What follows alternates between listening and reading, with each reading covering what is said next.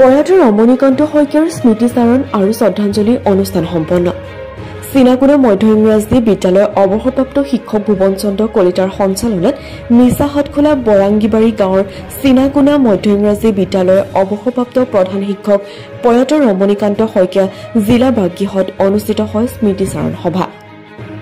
সভাৰ উদ্বোধনী ভাষণত দুগেশ্বৰ চাগিয়াৰীয়ে প্ৰয়াত ৰমণীকান্ত শইকীয়াৰ কৰ্মময় জীৱনৰ বিষয়ে বিতংকৈ আলোকপাত কৰে। সভাত খৈৰাবাৰী হায়াৰ ছেকেণ্ডেৰী স্কুলৰ অৱসৰপ্ৰাপ্ত শিক্ষক অতুল চন্দ্ৰ বৰুৱা, চিনাকুনা মধ্য ইংৰাজী বিদ্যালয়ৰ অৱসৰপ্ৰাপ্ত শিক্ষক জিতেন কলিতা, শিক্ষক শান্তিৰাম শইকীয়া, খাগৰা মধ্য ইংৰাজী বিদ্যালয়ৰ অৱসৰপ্ৰাপ্ত শিক্ষক গজেন্দ্ৰ চন্দ্ৰ বৰুৱাৰ লগতে প্ৰতিদিনৰ সাংবাদিক হেমন্ত কলিতা, সুদৰ্শন কলিতা, সাংবাদিক চিন্ত কলিতাৰ লগতে বহুতো গুণমুগ্ধ ব্যক্তিয়ে তেখেতক শ্ৰদ্ধাঞ্জলি অৰ্পণ কৰে। আজি এখন স্মৃতিচাৰণ সভা এই স্বৰ্গীয় ৰমণীকান্ত শইকীয়াৰ গৃহত হৈ গ'ল। যোৱা 29 জুনত তেখেত স্বৰ্গগামী হয় আৰু সেই উপলক্ষে আজি আদ্য শ্ৰাদ্ধত তেখেতৰ গৃহত শ্ৰদ্ধাঞ্জলি অনুষ্ঠান হৈছে। ইয়াত বন্তি প্ৰজ্বলন হৈছে। তেখেতৰ স্মৃতিচাৰণ সভাত আজি বন্তি প্ৰজ্বলন কৰে শ্ৰীযুত লক্ষী কলিতা, প্ৰাক্তন প্ৰধান শিক্ষক, নগাঁও জনতা হাইস্কুল, আৰু এই স্মৃতিচাৰণ সভাখন পৰিচালনা কৰে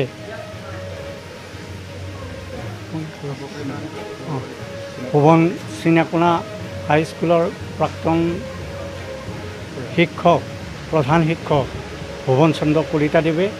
আৰু বিভিন্ন দিশৰ পৰা তেখেতৰ সহকৰ্মীবৃন্দ আহি তেখেতৰ গুণানুকীৰ্তন আজিৰ সভাত কৰে। গতিকে মই আশা ৰাখিছোঁ তেখেতৰ আত্মাই চিৰশান্তি লাভ কৰক। তেখেতৰ নমস্কাৰ। আজি আমাৰ গৃহত অৱসৰপ্ৰাপ্ত প্ৰধান শিক্ষক চিনাকুনা মধ্য ইংৰাজী বিদ্যালয়ৰ প্ৰয়াত ৰমণী শইকীয়াদেৱৰ পবিত্ৰ আদ্য শ্ৰাদ্ধ উপলক্ষে এখন স্মৃতিচাৰণ সভা অনুষ্ঠিত হয়। এই স্মৃতিচাৰণ সভাত বহুকেইগৰাকী গুণমুগ্ধ ব্যক্তি উপস্থিত হৈছেহি। তেখেতৰ এসময়ৰ সহকৰ্মীসকলো উপস্থিত হৈছেহি। তাৰ কাৰণে আমি পৰিয়ালৰ তৰফৰ পৰা তেখেতসকললৈ আন্তৰিক শ্ৰদ্ধা আৰু কৃতজ্ঞতা নিবেদিছোঁ।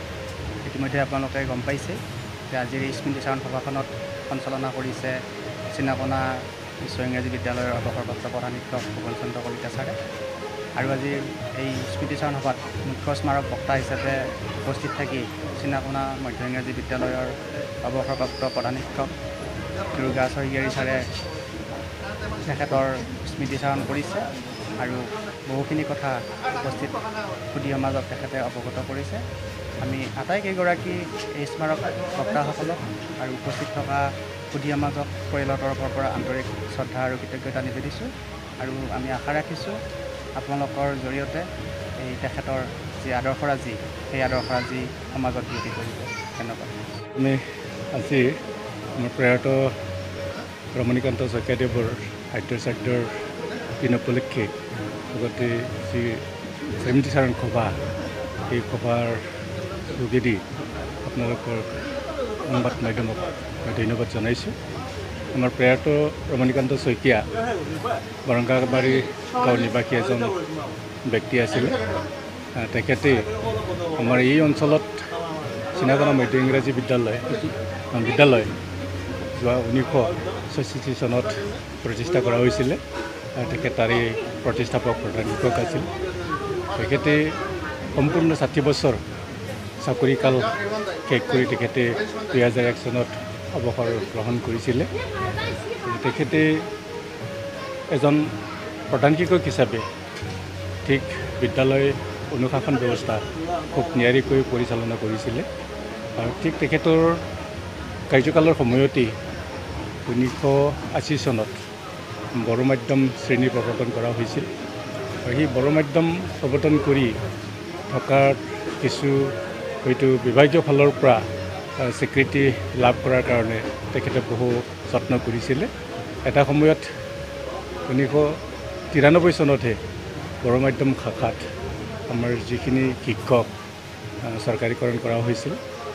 তেখেতে দুয়োটা